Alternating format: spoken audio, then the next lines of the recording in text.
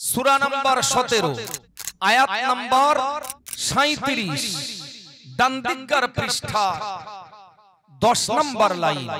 সূরার নাম সূরাতু বনি ইসরাঈল। আমার আল্লাহ কি বলছেন?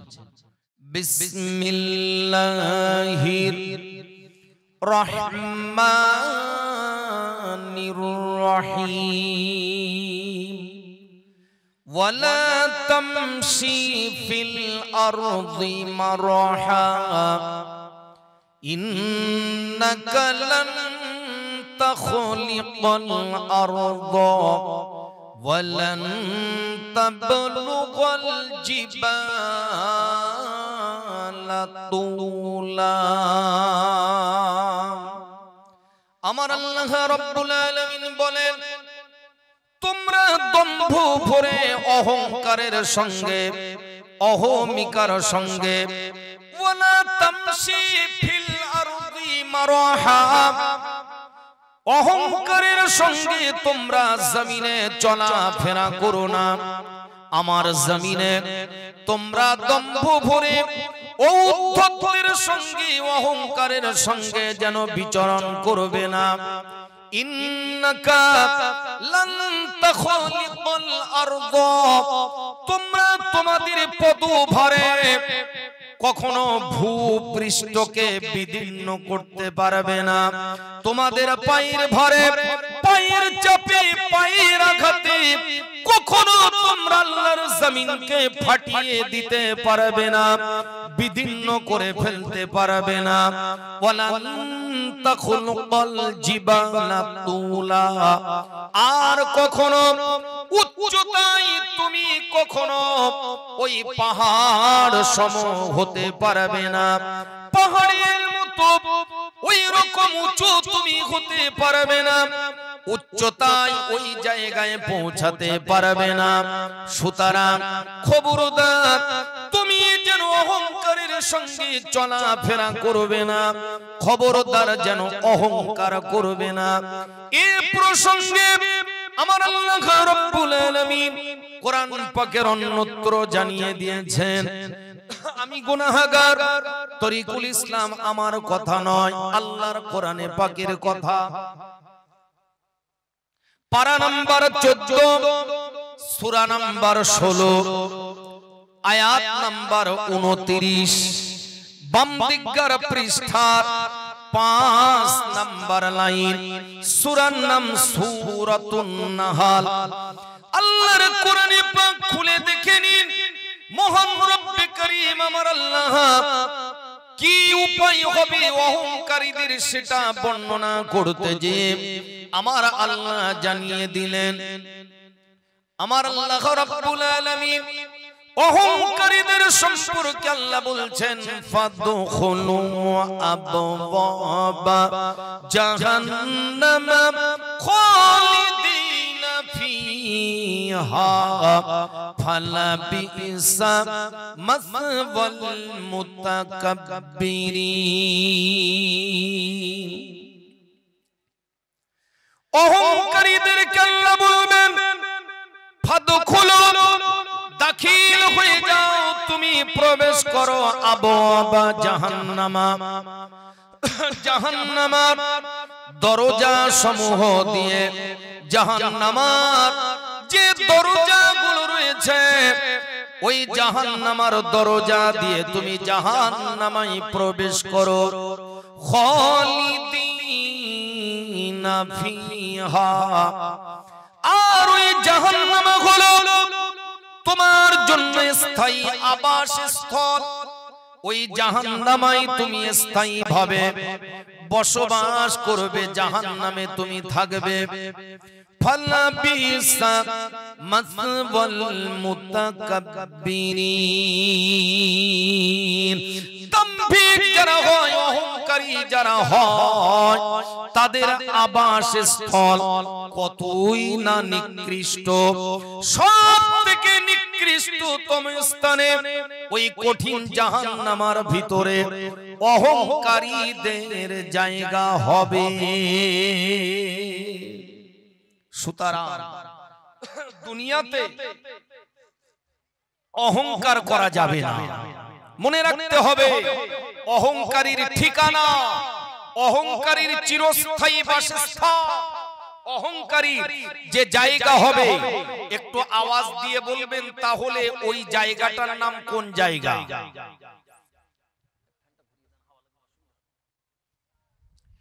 একটু আগেই তো আমি বললাম ওই অহংকারীদের জায়গা হবে কোনটা, একটু আওয়াজ দিয়ে বলা যাবে? জাহান্নাম। আমার আল্লাহর কোরআনুল কারীম বলছে ফাদখুলু আবওয়াবা জাহান্নাম, জাহান্নামীদেরকে বলা হবে তোমরা জাহান্নামের দরজা সমূহ দিয়ে জাহান্নামে প্রবেশ করো, খালিদিনা ফিহা, আর তোমরা চিরস্থায়ী ওখানে বসবাস করো। ওই জাহান্নাম তোমাদের জন্য হলো স্থায়ী বাসস্থান। ফালাবিসা মাসওয়াল মুতাকাব্বিরিন, যারা অহংকারী হয়, দাম্ভিক হয়, তাদের জন্য বাসস্থান হয় অতি নিকৃষ্ট। সুতরাং অহংকার করলে মনে রাখতে হবে ঠিকানা হবে জাহান্নাম। এ প্রসঙ্গে প্রিয় নবী আমার বলেছেন, বিশ্ব নবী সাল্লাল্লাহু আলাইহি ওয়াসাল্লাম জানিয়েছেন, আমার নবীর হাদিস। একদিকে আল্লাহর কোরআনের কথা বললাম, আরেকদিকে প্রিয় নবীর হাদিস কি বলছে লক্ষ্য। লা ইয়াদখুলুল জান্নাতা মান কানা ফি কলবিহি মিসকালু যাররাতিন মিন কিবরিন। প্রিয় নবী আমার বলেন, লা ইয়াদখুলুল জান্নাতা, তারা কখনো জান্নাতে প্রবেশ করতে পারবে না, জান্নাতে তারা কখনোই দাখিল হতে পারবে না। জান্নাত তাদের জন্য হারাম করে দেওয়া হবে, নো এন্ট্রি করে দেওয়া হবে। জাহান্নামে তারা যেতে পারবে না। কারা? মান কানা ফি কলবিহি, নবী আমার বলেন যাদের এই কলবের ভিতরে, যাদের অন্তরে, যাদের হৃদয়ে মিসকালু যাররাতিন মিন কিবরিন, নবী আমার বলেন যাররা পরিমাণ, দানা পরিমাণ, অণু পরিমাণ, সরিষা পরিমাণ, তার থেকে অতি ক্ষুদ্রাতি ক্ষুদ্র এই অণু পরিমাণ, যাররা পরিমাণ যদি কারো ভিতরে অহংকার থাকে, শুনে রাখুন, জেনে রাখুন, কানটাকে একটু সজাগ রাখুন। হে আমার বাংলানি গ্রামের জওয়ানেরা, যুবকেরা, তরুণেরা, হে আমার মায়েরা, বোনেরা, সম্মানিত ভাইয়েরা, খুব গভীর মনোযোগ দিন। প্রিয় নবী আমার বললেন মান কানা ফি কলবিহি মিসকালু যাররাতিন মিন কিবরিন, যার কলবের ভিতরে, যার দিলে, যার মনে, যার অন্তরে যাররা পরিমাণ অহংকার থাকবে, লা ইয়াদখুলুল জান্নাহ, ওই ব্যক্তি কখনো আল্লাহর দয়ার জান্নাতে যাবে না।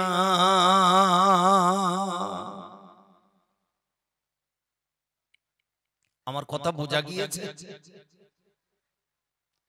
তাহলে জান্নাতে যেতে গেলে খুব ভালো করে মনে রাখুন, জান্নাতে যদি আমরা যেতে চাই, এই মনের মাঝে কোনো প্রকারের অহংকার রাখা যাবে না? যাবে না। অহংকারী হলে আল্লাহর দয়ার জান্নাত নসিবে জুটবে না। অহংকার মানে শুধু টাকার অহংকার হয় না, অহংকার কেবল পয়সার অহংকার হয় না। অহংকার অনেক ধরনের হয়। আমি একটু মাইকে কথা বলছি, আল্লাহ বলার সুযোগ দিয়েছেন, কথা বলতে পারি। কথা বলার অহংকার, কথার স্টাইল আলাদা, পাল্টে যায় ভাবভঙ্গি। তার ইলমের অহংকার, মানুষকে মূল্য দেয় না, কারো দাম দেয় না, বড় হুজুর কারো আগে সালাম দেয় না। মুসাফা করতে গেলে আঙ্গুল কটাও ঠিক মতো ঠেকায় কিনা আল্লাহ ভালো জানে। আছে না? না, কারো দাম দেয় না। একটু লেখাপড়া জানে, মাস্টার, ডাক্তার, উকিল, ব্যারিস্টার, আইপিএস অফিসার হয়েছে, সাধারণ মানুষের ওর কাছে আর একখানা কড়ি মূল্য নেই, কোনো দাম নেই, কোনো মূল্য দেয় না। অহংকার, শিক্ষার অহংকার, ইলমের অহংকার। অনেকের আছে, মা বোনেরা যারা আছেন খেয়াল করে শুনুন, অনেকের আছে রূপের অহংকার। কোথায় যাবে আপনার রূপ যৌবন? ও তো একদিন মাটির খোরাক হবে, পোকামাকড়ের খোরাক হবে, মাটির সঙ্গে মাটির দেহটা মিশে যাবে। কোথায় যাবে আপনার রূপের অহংকার? কোথায় যাবে আপনার বংশের অহংকার? অনেকে বংশ গৌরব দেখায়, খান, পাঠান, সৈয়দ, অনেক কিছু আছে। মানুষের ভিতরে ভাগাভাগি, ও উঁচু জাত, এ নিচু জাত, ও ছোট লোক, এ বড় লোক। এই ভেদাভেদ কেন থাকবে? এ তো মানুষেরই তৈরি করা। সম্মানিত শ্রোতা মণ্ডলী, কোন রকমের অহংকার রাখা যাবে না। এই দিলে যেন কোনো অহংকার না থাকে, কোনো গরম যেন না থাকে, ক্ষমতার গরম, ক্ষমতার দাপট যেন না থাকে। অহংকারী যদি হয়ে যায়, আল্লাহর কাছে কোনো মূল্য থাকবে না, কোনো দাম থাকবে না। আর যেটা প্রথম আল্লাহর কাছে যে অন্যায় কাজ সংঘটিত হয়েছে, সর্বপ্রথম যে অপরাধ, যে গুনাহের কাজ, যে অপরাধ সংঘটিত হয়েছিল, মনে রাখতে হবে সেই কাজ, সেই অপরাধ, সেই ঘৃণ্য জঘন্য সেই পাপটির নাম ছিল অহংকার। অহংকার, অহংকার। বলবেন কেমন? অনেক পাপ মানুষ করে, আমরা হাজারো পাপের সঙ্গে লিপ্ত হয়ে যাই। তবে সর্বপ্রথম যে পাপের কাজ, যে গুনাহের কাজ সংগঠিত হয়েছিল, সেই গুনাহটির নাম ছিল অহংকার। আর এই পাপ, এই গুনাহ কার দ্বারা সংগঠিত হয়েছিল বলতে পারবেন? এই অহংকার নামক প্রথম পাপটা কে করেছিল? আল্লাহর কোরআন কি বলছে? চলুন এগিয়ে চলুন সামনে। আমার কথা নয়, আল্লাহর কোরআনুল কারীমের কথা। পবিত্র কোরআনে পাক কি বলছেন লক্ষ্য করুন। পারানা বাকরা, আল্লাহর কোরআনটা খুলে একবার মিলিয়ে দেখে নিন। দুনিয়ার কোন মানুষের কথা নয়, আমার আল্লাহর কোরআনুল কারীমের কথা। আমার আল্লাহ বলছেন, وَإِذْ قُلْنَا لِلْمَلَائِكَةِ اسْجُدُوا لِآدَمَ فَسَجَدُوا إِلَّا إِبْلِيسَ أَبَى وَاسْتَكْبَرَ وَكَانَ مِنَ الْكَافِرِينَ। আমার আল্লাহ বলেন, وَإِذْ قُلْنَا لِلْمَلَائِكَةِ اسْجُدُوا, আমি আল্লাহ যখন বললাম আমার মালাইকা, আমার ফেরেশতাদেরকে, আমি আল্লাহ যখন বললাম তোমরা সিজদা করো, তোমরা সাজদায় পড়ে যাও। লিআদম, আদমকে তোমরা সিজদা করো। ফাসাজাদু, আমার মালাইকারা, আমার ফেরেশতারা সঙ্গে সঙ্গে সিজদায় পড়ে গেল, আমার হুকুম তারা পালন করলো। ইল্লা ইবলিস, কেবল একজন সে সাজদা করলো না, সে মাথা নত করলো না। একটু আওয়াজ দিয়ে বলবেন তার নাম কি? জোরে বলে। কোরআন শরীফের আয়াতে কারিমা শুনে আপনারা বুঝতে পেরেছেন।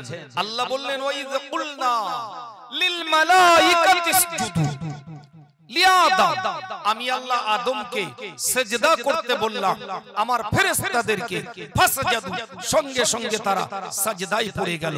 ইল্লা, কেবল ইবলিস, একমাত্র একমাত্র ইবলিস ব্যতীত, ইবলিস ছাড়া আর সকলে আল্লাহর কাছে, আল্লাহর সামনে আদমের কাছে সিজদায় পড়ে গেল, ইবলিস সিজদা করলো না। আচ্ছা ইবলিস তো সিজদা করলো না, ওটা একটা দিক। অনেকে সিজদা করে না, ভুল করে, নামাজ পড়ে না।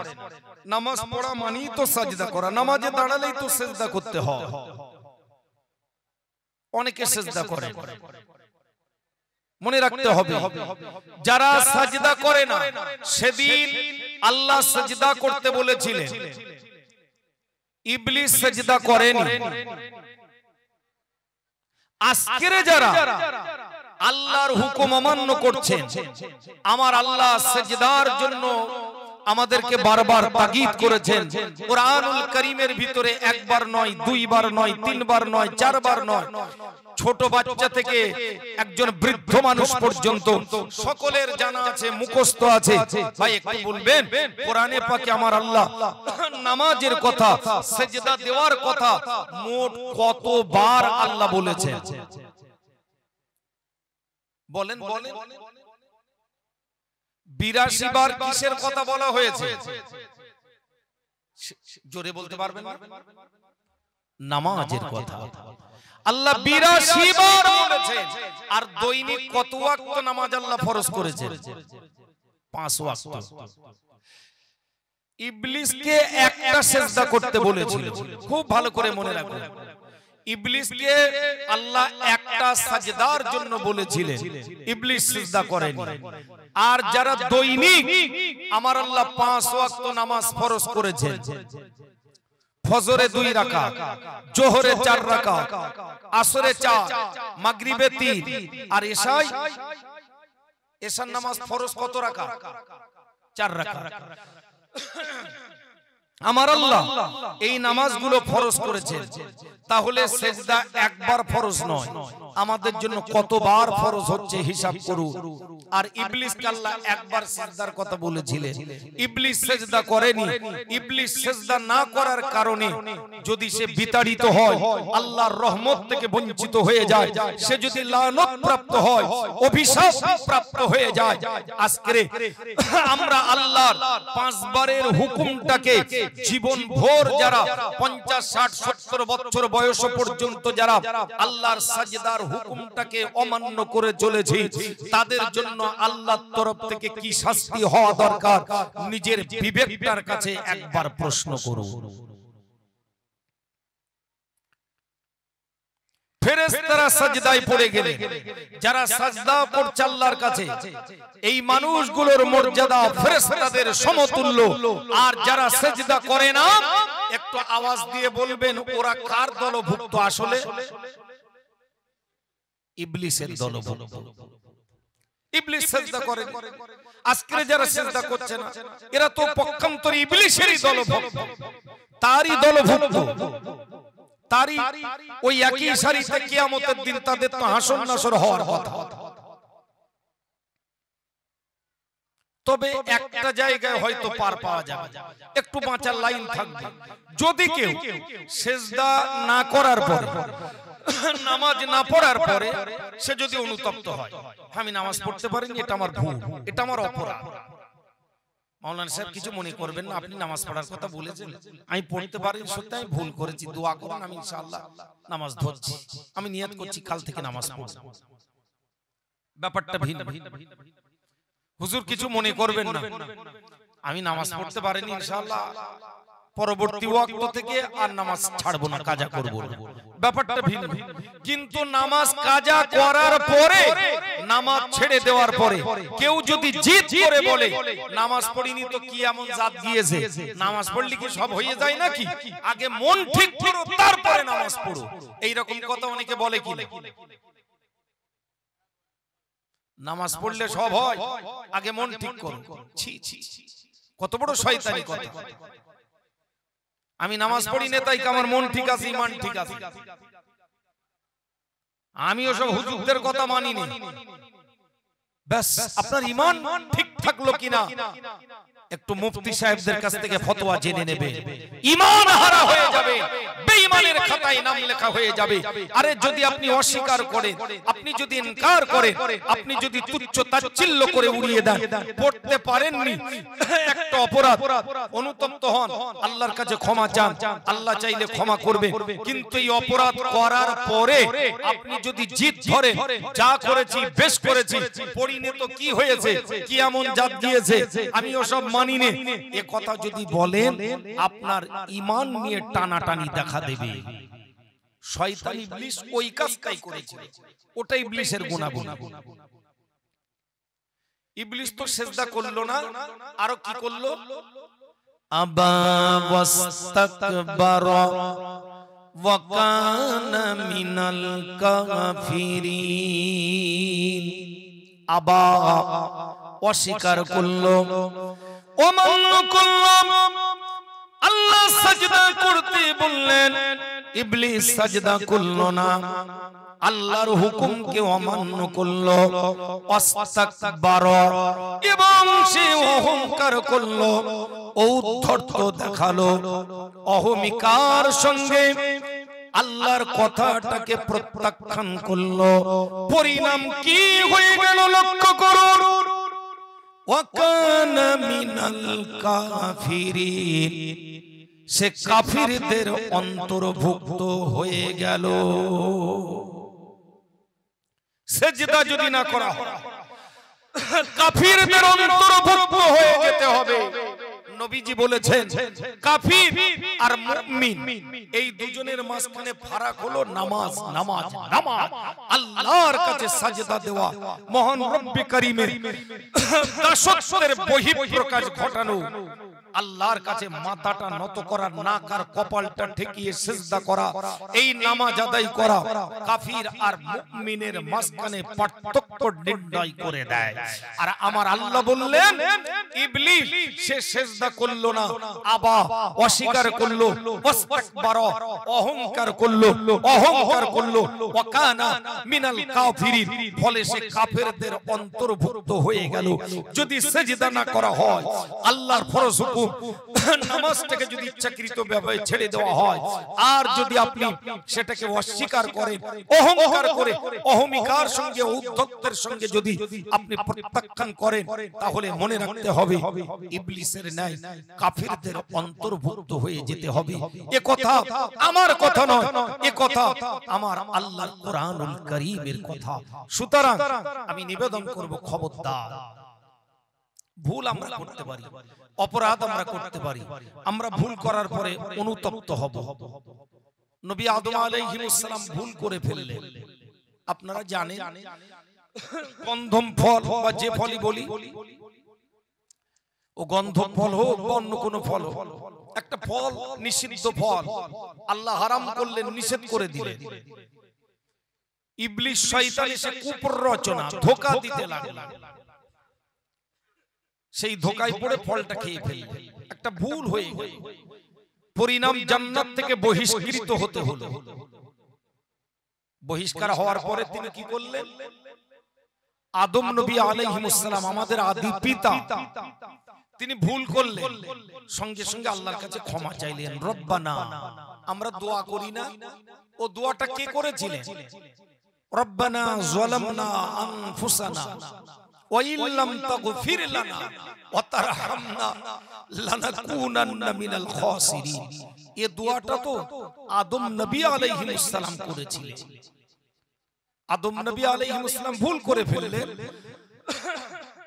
আর আল্লাহর কাছে বললেন রব্বানা, হে আমার রব, যালামনা আনফুসানা, ওগো আল্লাহ, ওগো আমার রব, আমি আমার নফসের প্রতি জুলুম করেছি, আমার নফসের প্রতি আমি অত্যাচার করেছি। ওয়া ইল্লাম তাগফির লানা, আল্লাহ তুমি যদি ক্ষমা না করো, তুমি যদি আমায় মাফ না করো, ওয়া তারহামনা, আর আমার প্রতি যদি রহম না করো, আমার প্রতি যদি করুণা না করো, দয়া অনুগ্রহ যদি না করো, লানাকুনান্না মিনাল খাসিরিন, আল্লাহ আমি ক্ষতিগ্রস্তদের অন্তর্ভুক্ত হয়ে যাব। নবী আদম আলাইহিস সালাম ভুল করে ফেললেন, আর ভুলের জন্য অনুতপ্ত হলে আল্লাহর কাছে কাঁদলেন, আল্লাহ আমি ভুল করেছি, আমি আমার নফসের প্রতি জুলুম করে ফেলেছি, ওগো আল্লাহ তুমি আমায় ক্ষমা করো, আমার প্রতি রহম করো, তা না হলে আমি ক্ষতিগ্রস্তদের অন্তর্ভুক্ত হয়ে যাব। আর ইবলিস, লক্ষ্য করুন, ইবলিস ভুল করলো। ইবলিস ভুল করার পরে আল্লাহর কাছে যুক্তি দেখাতে গেল। ভুল তো করলো, উপরন্তু আবার আল্লাহর কাছে ও যুক্তি খাটাতে গেল, যুক্তি দেখাতে গেল। আল্লাহ, আদম তো মাটির তৈরি আর আমি তো আগুনের তৈরি, মাটির গতি নিম্নমুখী, একটা মাটির দলা, কাদার দলা, এই মাটি তুলে যদি উপরের দিকে ছুঁড়ে দেওয়া হয় ওটা কোন দিকে চলে যাবে? নিচের দিকে আসবে, নিম্ন গতি। মাটির গতি নিচের দিকে, তার মানে কি আমরা মাটির তৈরি মানুষ, আমাদের নিচু হয়ে চলতে হবে, ভদ্র হয়ে চলতে হবে, নমনীয়তার সঙ্গে সামনে পা বাড়াতে হবে, অহংকার করা যাবে না। মাটির গতি নিম্নমুখী। ইবলিস যুক্তি দেখাচ্ছে, আল্লাহর হুকুম পালন করলো না, সে অস্বীকার করলো, অহংকার করলো, কাফিরদের অন্তর্ভুক্ত হয়ে গেল। আবার আল্লাহর কাছে যুক্তি দেখাচ্ছে, আল্লাহ মাটির গতি হলো নিম্নমুখী, আর আগুন যদি জ্বালানো হয় আগুনের গতিটা কোন মুখ যায় একটু বলবেন? উপরের দিকে যায় না, ঊর্ধ্বমুখী। ইবলিস বলল, আল্লাহ মাটির গতি নিম্নমুখী আর আগুনের গতি ঊর্ধ্বমুখী, উপরের দিকে, সুতরাং আমি ঊর্ধ্ব গতি সম্পন্ন সেই আগুনের তৈরি ইবলিস ওই নিম্নগামী, নিচের দিকে যার অবস্থান, নিচের দিকে যে চলে যায়, নিচেই যে পড়ে থাকে, পায়ের তলায় যে থাকে, সেই মাটির তৈরি আদমকে আমি সিজদা করব, আল্লাহ এটা কখনো হতে পারে না। দেখেছেন, এটা হলো শয়তানি গুণ। এরকম খাসলাত অনেকের ভিতরে আছে, ভুল করে আবার জিদ করে। আমি যা করেছি বেশ করেছি, আমি তাস খেলেছি, জুয়া খেলেছি, মাতাল হয়ে ঘুরে বেড়াই, মদ্যপান করি, আমি হাজারো নেশা দ্রব্য ব্যবহার করি, অকাজ কুকাজ পাপের কাজে লিপ্ত আছি, তাতে তোমার এত জাত যাচ্ছে কেন? তোমার এত খারাপ লাগছে কেন? তোমার এত জ্বলে যায় কেন? আমি করি আমার টাকায়, তোমার তাতে কি? এগুলো হলো ইবলিসের গুণাবলী।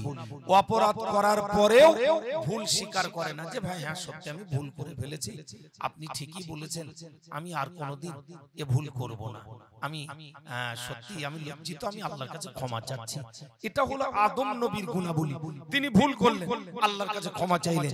আর ইবলিস ভুল করার পরে অহংকার করলো, আল্লাহর কাছে আরো যুক্তি খাড়া করে ওর ভুলটাকে সঠিক বলে প্রমাণ করতে দেখাতে গেল। পরিণাম হয়ে গেল কাফিরদের অন্তর্ভুক্ত হয়ে গেল, চিরস্থায়ী জাহান্নাম তার জন্য সাব্যস্ত হয়ে গেল, আল্লাহর রহমত থেকে চিরতরের মতো সে বিতাড়িত হয়ে গেল। সুতরাং আমরা মানুষ, আদম নবীর বংশধর, আমরা আমাদের আদি পিতা সেই আদম নবী আলাইহিস সালামের গুণাবলীকে লালন করি, ধারণ করি, আমরা সেই মতো সামনে পা বাড়াই, সেইভাবে আমরা জীবন যাপন করি, আমরা দুনিয়াতে শান্তি পাবো, আর মরার পরে কবর ঘরে আল্লাহ দয়ার জান্নাতের নাজ নিয়ামত আমরা উপভোগ করতে পারবো। বলুন সুবহানাল্লাহ, সুবহানাল্লাহ। সুতরাং আমার মায়েরা, বোনেরা, খবরদার জীবনে কখনো অহংকার করবেন না। সম্মানিত ভাইয়েরা, আমার আব্বা জানেরা, নওজওয়ানেরা, তরুণেরা, যুবকেরা, আজকে আপনি দুটো টাকার মালিক হয়েছে, অর্থের মালিক হয়েছে, টাকার গরম দেখাবেন না, অর্থের অহংকার আপনি করবেন না। আজকে একটু ক্ষমতার মালিক হয়েছে, আপনি এমএলএ হয়েছে, এমপি হয়েছে, মেম্বার হয়েছে, প্রধান হয়েছে, চেয়ারম্যান হয়েছে, মাস্টার হয়েছে, ডাক্তার হয়েছে, উকিল ব্যারিস্টার হয়েছে, আলেম ওলামা হয়েছে, আপনি অনেক কিছু হতে পারেন, কিন্তু খবরদার আপনি যেন কখনো অহংকার করবেন না, ক্ষমতার দাপট দেখাবেন না, আপনি কখনো অহংকার করবেন না। আল্লাহ কখনো অহংকারীকে পছন্দ করেন না, অহংকারীর ঠিকানা জাহান্নাম। নবী বলেছেন লা ইয়াদখুলুল জান্নাহ, অহংকারী কখনো আল্লাহর দয়ার জান্নাতে যাবে না। কিসের এত অহংকার? কিসের এত অহংকার? অহংকারটা আসে কোথা থেকে? বাস্তব তো পুরো উল্টোটাই বলছে, ভেবে দেখুন। যার জন্ম দিয়েছে অন্য কেউ, নাম রেখেছে অন্য কেউ, শিক্ষা দিয়েছে অন্য কেউ, তার মরার পরে শেষ গোসলটাও দিয়েছে অন্য কেউ, তার লাশটাকে কাঁধে বহন করে তার শেষ ঠিকানা কবরস্থানে নিয়ে গিয়েছে সেও তো অন্য কেউ। সে জমি জায়গা, যে সম্পদ নিয়ে এতদিন নিজের করে আমার আমার করে এটা আমার ওটা আমার সেটা আমার বলে অহংকার করে বেড়াতো, তার মওতের পরে তার ইন্তেকালের বাদে তার রেখে যাওয়া সম্পদগুলো ভাগ করে নিয়েছে অন্য কেউ। ঠিক না ভুল? সুতরাং কিসের এত অহংকার? আমার বলে কিছু নেই, নিজের বলে কিছু নেই, অহংকার করবেন না। আমি আজকে কেবল একটা সাবজেক্টের উপরে, একটা বিষয়ের উপরে আপনাদের সামনে কিছু আলোচনা রাখার চেষ্টা করেছি। দেখতে দেখতে ঘড়ির কাঁটা নির্দিষ্ট গন্তব্যে প্রায় এসে গিয়েছে, আর মাত্র 7 মিনিট বাকি। এখনই দোয়া হবে, মোনাজাত হবে। যে যেখানে আছেন দোয়ায় শামিল হন।